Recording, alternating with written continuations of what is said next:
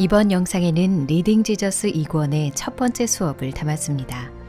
오늘은 사사기를 통해 당신의 백성을 건져내기 위해서 구원자를 보내시는 하나님의 긍휼하심과 그 긍휼하심에도 불구하고 점점 더 멀리 불순종의 길로 나아가는 이스라엘의 모습을 살펴보겠습니다. 여호수아서의 마지막 장에는 이스라엘이 하나님을 섬겼다고 기록되어 있습니다.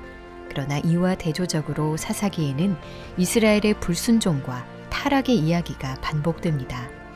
사사기는 하나님께서 이스라엘에게 보내신 사사라고 불리는 영웅적인 인물들의 이야기를 중심으로 펼쳐집니다. 이스라엘의 범죄와 하나님의 징계, 이스라엘의 부르짖음과 하나님의 구원, 이 두 가지 패턴이 거듭 되풀이되는 것이죠. 그러고 나서 사사기는 이런 말씀으로 끝을 맺습니다.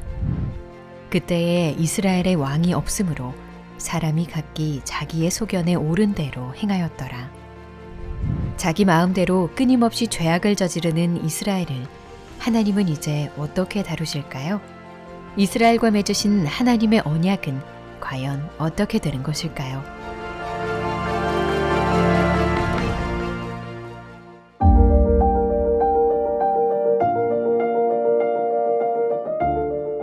사사기에서 첫 번째로 등장하는 사사는 온니엘입니다. 온니엘은 가나안 정복 영웅인 갈렙의 조카로 여러 면에서 완벽한 사사로 소개됩니다. 메소포타미아 왕 구산 리사다임과 온니엘이 싸움을 벌일 때 여호와의 영이 그에게 임하면서 이스라엘은 승리를 거둡니다. 그 승리로 인해 이스라엘은 40년 동안 평화를 누립니다. 그러나 온니엘이 죽자 이스라엘은 다시 여호와의 목전에 악을 행합니다. 하나님께서 보내신 두 번째 사사는 에훗입니다. 에훗은 여러모로 완벽했던 온니엘과는 달랐습니다. 왼손잡이였던 그는 누구도 예상치 못한 곳에 칼을 숨기고 이스라엘을 착취한 모압 왕 에글론을 암살합니다. 그리고 이스라엘의 승리를 선포하죠. 이스라엘은 다시 80년간의 안식을 얻지만 에훗이 죽자 또 죄악의 길을 걷습니다. 이어서 하솔 왕 야빈과 군대 장관 시스라가 20년간 이스라엘을 압제합니다. 이스라엘이 고통 속에서 부르짖자 하나님께서는 여성 사사 드보라를 세우십니다. 사실 하나님께서는 시스라의 철병거 부대와 맞서 싸울 사람으로 바락을 선택하셨습니다. 하지만 바락은 믿음으로 반응하지 않았지요. 결국 드보라가 바락과 함께 전쟁에 나서고 바락은 시스라의 군대를 물리치게 됩니다. 이 전쟁의 승리는 온전히 하나님의 것이었습니다. 하나님께서는 시스라의 병거가 행군할 때 비를 쏟아부어 골짜기를 늪지대로 만드셨습니다.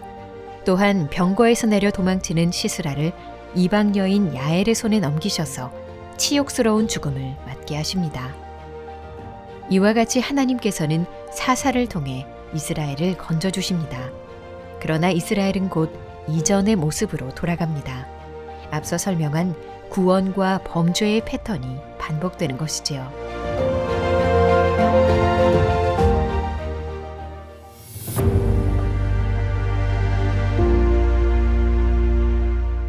기드온은 이스라엘을 미디안과 아멜렉 군대로부터 구원하기 위해 하나님께서 택하신 사사였습니다. 그러나 그의 행동은 대개 사사로서 부족했습니다. 하나님의 부르심에 머뭇거리며 곧바로 순종하지 않았고 하나님께서 수행하실 거룩한 전쟁을 앞두고서 2번이나 표적을 구합니다. 그 자신의 부족한 믿음을 드러낸 것이죠. 그렇지만 하나님께서는 연약한 기드온을 그대로 사용하십니다. 하나님은 전쟁을 앞둔 기드온의 군대를 32,000명에서 300명으로 줄이신 후에 전쟁에서 승리하게 하십니다. 구원은 오직 여호와께 있으며 이스라엘은 스스로 자랑할 것이 전혀 없음을 가르치시기 위해 이런 방법을 택하신 것입니다. 그러나 그 이후 기드온은 자신이 왕이 된 것처럼 행동합니다. 이스라엘 백성들의 칭송에 말로는 여호와께서 너희를 다스리시리라고 하지만 실제로는 왕이 받을 양만큼 탈취물을 요구합니다. 게다가 스스로를 높이려 전리품으로 금 에봇까지 만들지요. 결국 이스라엘 백성과 기드온의 가족은 우상 숭배에 빠지게 됩니다. 하나님 대신 금 에봇을 섬기게 된 것입니다. 심지어 기드온은 자기 아들을 내 아버지는 왕이라는 뜻을 가진 아비멜렉이라고 이름하지요. 기드온과 아비멜렉 이후 이스라엘은 이전에 존재했던 일시적인 안식조차 누리지 못합니다. 그저 끊임없이 내리막길로 치달을 뿐이었습니다. 인간이 스스로를 높여 왕이 되려 할 때 어떤 결과를 얻게 되는지 우리는 기드온의 결말을 통해 미리 알 수 있습니다.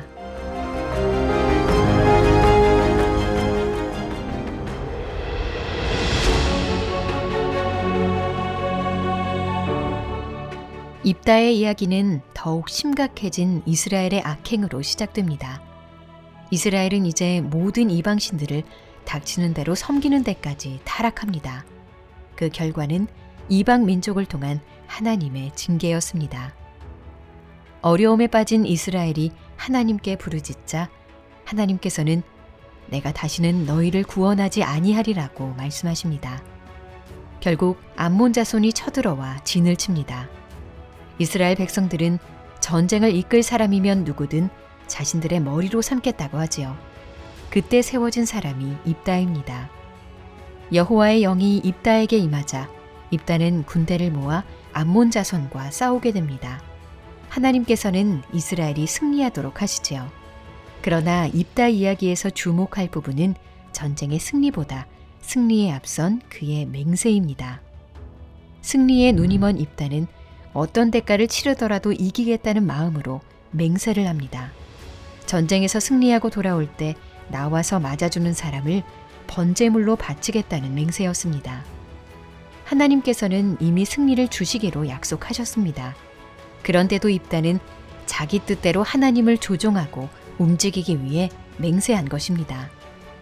이를 통해 우리는 입다가 살던 시대의 이스라엘이 종교적으로 얼마나 깊이 타락했는지 알 수 있습니다.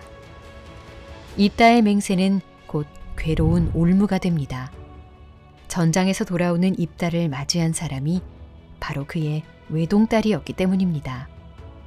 이삭을 바치려던 아브라함의 손은 하나님께서 멈추셨지만 입다의 손을 멈추는 하늘의 소리는 없었습니다.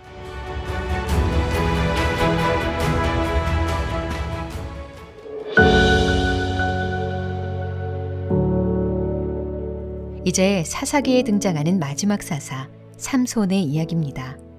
삼손의 시대의 이스라엘은 이방 민족에게 억압당하면서도 더 이상 여호와께 부르짖지도 않았습니다. 삼손은 출생 전부터 거룩한 나실인으로 구별된 사람이었습니다. 그러나 제사장 나라로 부름을 받고도 실패한 이스라엘처럼 구별되어 태어났지만 전 생애를 통해 실패한 인물이었습니다. 삼손은 나실인임에도 원하는 대로 먹고 마시며 무분별한 삶을 살았습니다. 무엇보다 이방 여인에게 빠져 자기 힘의 근원을 털어놓아 몰락하고 맙니다. 삼손은 블레셋 사람들에게 잡혀 수치를 당할 때 마지막으로 하나님께 부르짖습니다. 힘을 회복한 그는 이방 신전을 무너뜨리며 블레셋 사람들과 함께 생을 마감합니다. 삼손은 우리가 본받아야 할 모범적인 인물이 아닙니다. 거룩함을 위해 선택되었으나 스스로 타락을 선택했기 때문입니다. 그는 이스라엘에 꼭 필요한 하나님의 종은 아니었습니다. 그를 통해 이스라엘의 안식이 오지도 않았습니다. 이스라엘에는 삼손과 다른 그보다 더 나은 하나님의 종이 필요했습니다.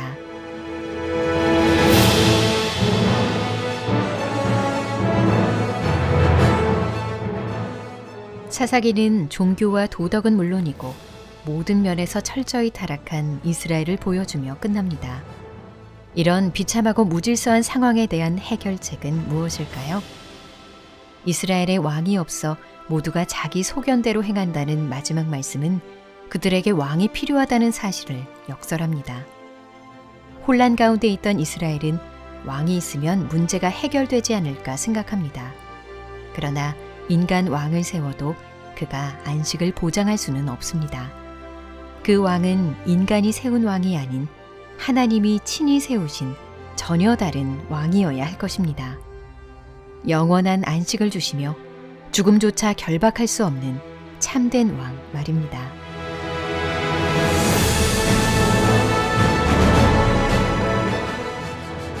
다음 영상은 리딩 지저스 2권의 두 번째 수업으로 사무엘상의 내용을 다룹니다. 사무엘을 통하여 이스라엘의 왕이 세워지는 과정과 초대 왕인 사울에 대해서 함께 살펴보겠습니다.